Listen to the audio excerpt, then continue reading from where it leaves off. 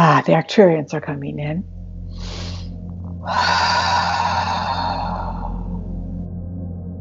Oh, blessings to all of you. We are the Arcturians, and we send you such praise, such love, such light. All of you, the members of humans, who are also galactic beings. All of you are galactic beings. However, you took that great sacrifice of leaving your fifth-dimensional galactic self and taking on a third-dimensional physical body. And you did that because you knew that this now, the now that you are all within now, would be a time of great planetary transition. Great planetary transition. And some of the transition is obviously transition. People go, wow, that is so different. But some transitions are very quiet. And you hardly know they're happening because it just is a little bit and then a little bit and a little bit, and then one day you wake up and it's like, wow, I feel kind of different today. When we realize that we're all multidimensional. We all have our child self, we have our infant self, we have our adolescent self, our adult self, and we have our work self, our family self, our friend self. So many, it's like a jigsaw puzzle. And sometimes we have a hard time putting that jigsaw puzzle together. Especially in this time. If all of us can stay on track with knowing that this is a different time and these are different kinds of rules, we're all trying to figure it out individually and communicate with others so that it becomes a shift. Now, one of the shifts, perhaps the biggest shift, is that shift that we are moving into higher frequencies of reality. Now, what does that mean? What does that mean? Well, you don't have a stairway that you go up. You don't have something that goes on inside of your body that says, oh, just went up. No. What does it mean to you, Danny? I mean, like, what does it mean? It means that you are integrating your physical duality-based reality with your multidimensional self. So it's basically like the jigsaw puzzle that you were talking about before. We are all the time fifth dimensional, fourth dimensional, third dimensional. It's just that our perspective is usually on the third. And so now that this frequency is starting to increase, we're starting to be able to integrate more of our multidimensional energies into our physical third dimensional experience. That's so wonderfully said, the way you said that. And there is no right way and there is no wrong way. There is your way. Because humans are individual. And humans also different humans, they come from different planetary backgrounds. There were humans that were the Pleiadians. And the Pleiadians, they're very loving, they're very kind, they're the most like happy humans and centered humans. And they're the most humanoidish of them all, is the Pleiadians. And they're kind of serve almost like the team of protection. And then there's the Arcturians.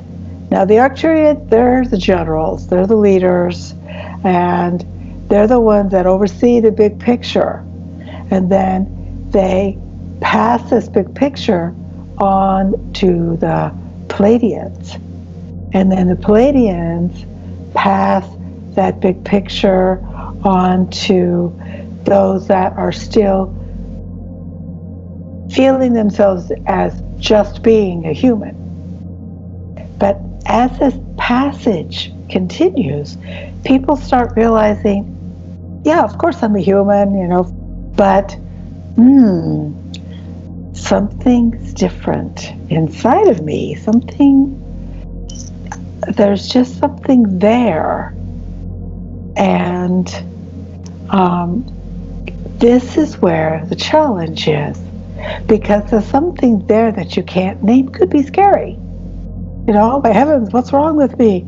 And so it's really important that everyone looks at their own higher dimensional self and calls their own higher dimensional self and says, dear higher dimensional self, should I be concerned, or is this a good transition? And the higher dimensional self will kind of they won't speak English to you, but if you're just worrying, you'll get this little, don't worry anymore, it's okay. Or if you need to worry, they'll say, you might want to think about that. And that just comes inside of you. How do you get those kinds of yes-no things, Danny? Oh, this is such a wonderful topic. And the thing that I love about it is, just like you were saying, the Arcturians were saying before, it's such a unique experience. There's no right or wrong to it.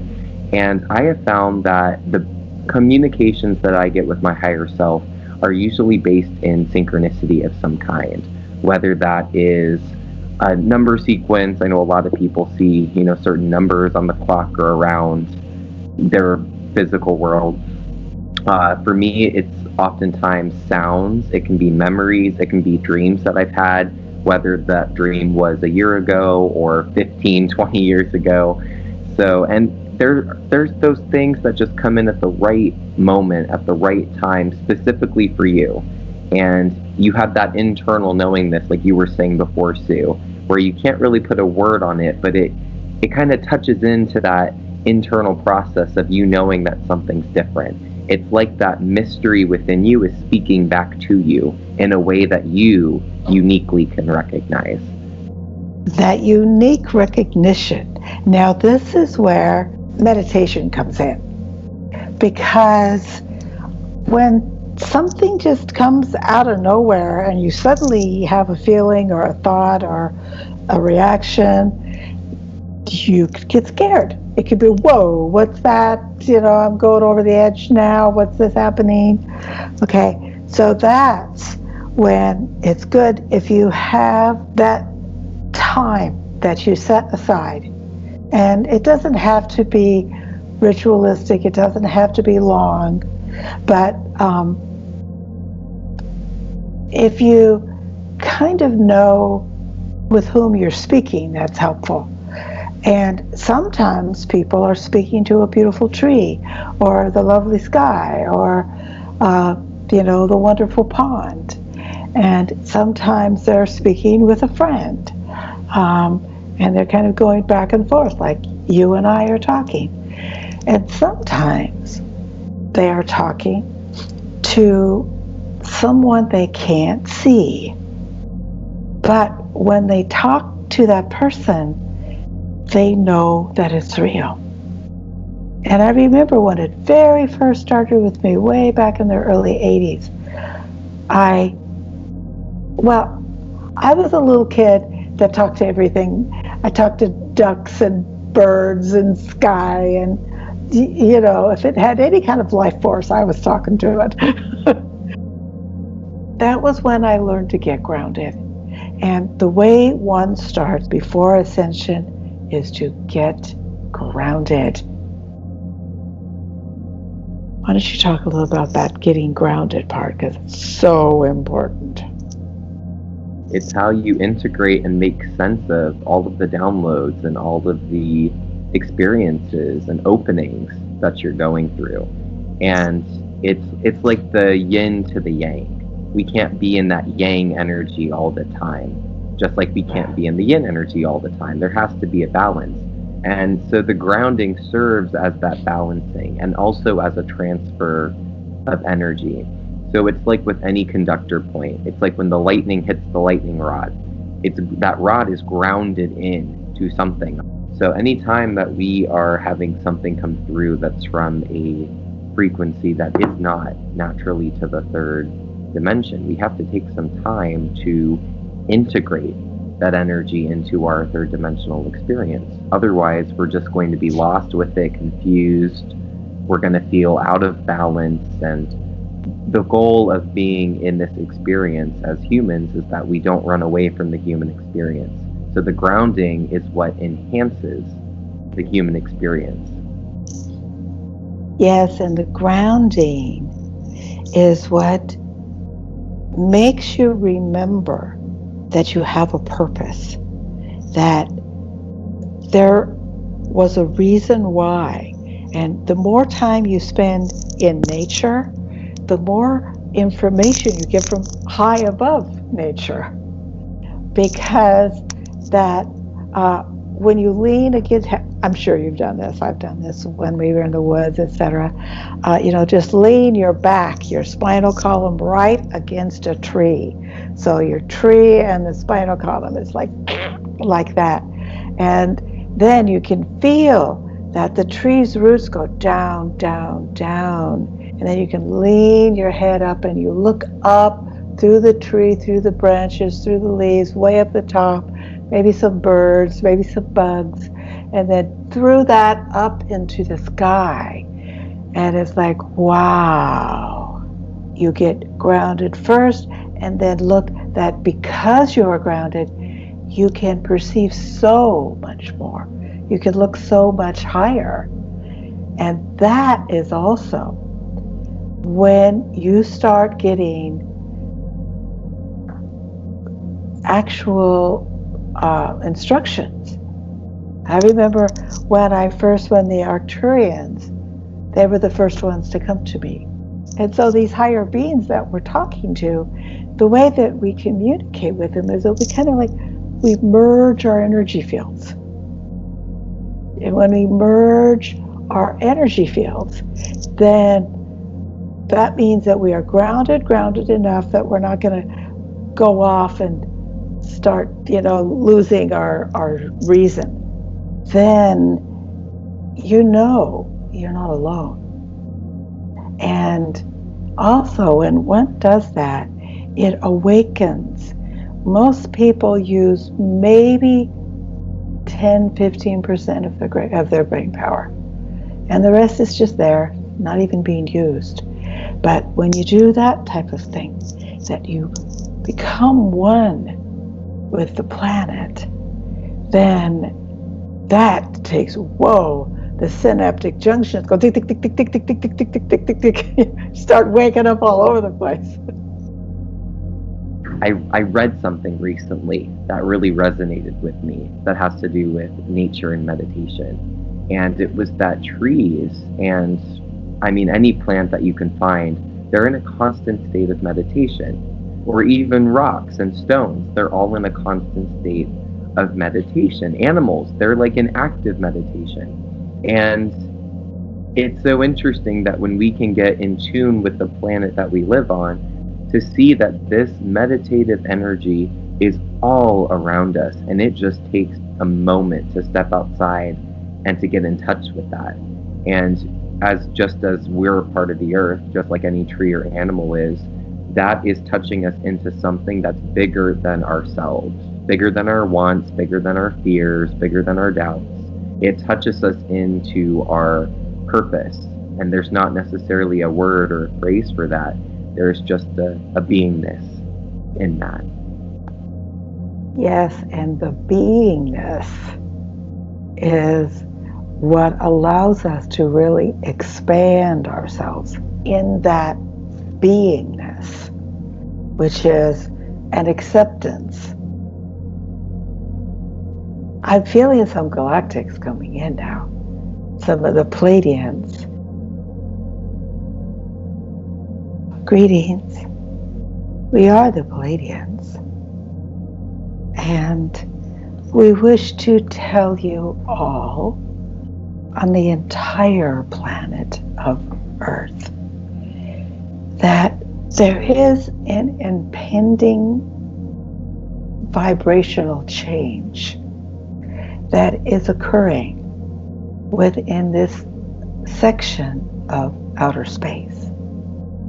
Now, this frequency shift will shift in different ways at different places at different times, because each society, each land area, each water area, for many aeons they have learned and developed into how their elementals move together. Now, the elementals are not the elements. The elementals are the ones that create the elements.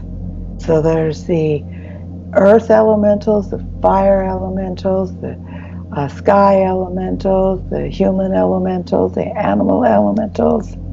And all these elementals are the same. And these same elementals move into all these different beings and situations that are very, very different. But the elementals help to pull it into a sense of unity consciousness. And what is necessary now is that especially the humans, because all of the animals and the birds and the earth, air, fire, water, they've already signed the dotted line. And this dotted line is, I, name and type of being that I am here within this now to assist planetary Earth to move into the higher frequency of self that she is ready to move into. I love the emphasis on unity there. And from what I'm getting from you, the Pleiadians, is that this is exactly what this vibrational shift that you were talking about is all about. It's a connection on Earth, but then also outside of Earth. It's a connection with all the different planets in the solar system, all the different beings in the solar system, but it's starting at quote-unquote home base. It's starting on the Earth. And I, Sue, would like to share the first thing that the Arcturians said to me. The first thing that they said is that I was to create a certain place in my house or wherever it is that was an easy place for me to go to. Preferably inside, because you build an energy field and then you don't have to worry if it's too hot or too cold or raining or snowing or anything. And so you go to the same place in your house or wherever, and as you sit in that place, you just allow yourself to relax and to remember that you are not alone. You are not alone. There are higher dimensional beings that are communicating with you. Then after a while you'll be starting to get, we would like you to write this down. Write this down, type it, say it to a friend, share it. Share what you're getting. What you are getting is real. What you are getting is important. And it is vital that you share it with everyone. Wow, a piece of faith that an unknown being with an unheard voice gave me a direct message of what I was supposed to do, changed my life. That was in the early 80s, and it's been my life ever since. How about you, Danny? I'm sure you've had a few life changes yourself. Oh, yes.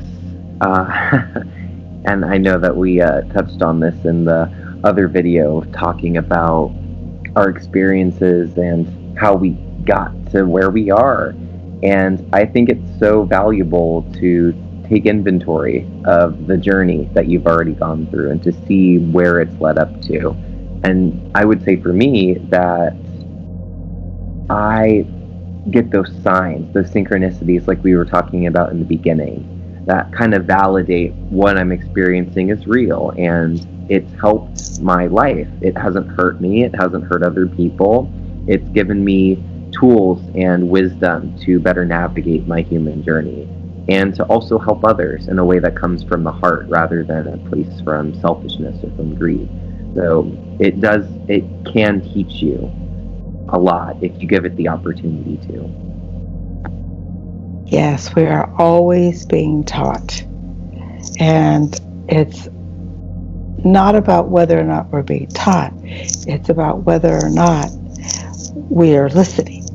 And because we're being taught from a higher frequency of reality, if we do not document it, if we don't write it down, our little 3D brain, it just flies out so fast. So remember that. That's one of the most important things. And the other reason why you write it down, because then you can share what you got with other people. And then other people say, wow, that's so much like when you hear Danny and I speaking, we're like kind of saying the same thing in a different way. And that's what happens.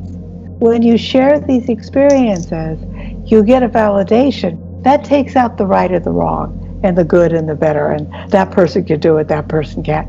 Every single person can do it. It's that sitting still and just waiting, and then you'll get that aha. But you got to write the aha down, because it's a higher frequency. It's not going to stick in the 3D unless you put it in. If you don't put it into 3D, it's flying by anyhow. Remember who you were when you were a child. What did you love to do when you were a child? Because that child just innately did it. And they didn't yet get that right, wrong thing. Is it good enough? Should I do it better? They were just excited that they could do it. And if we could go into our child as well, because our child is a part of us that still remembers who we were on our starships and who we were in our higher frequencies of reality. And then come down to earth, and then you forget, and then it's over. So that child inside of every one of us holds all these memories.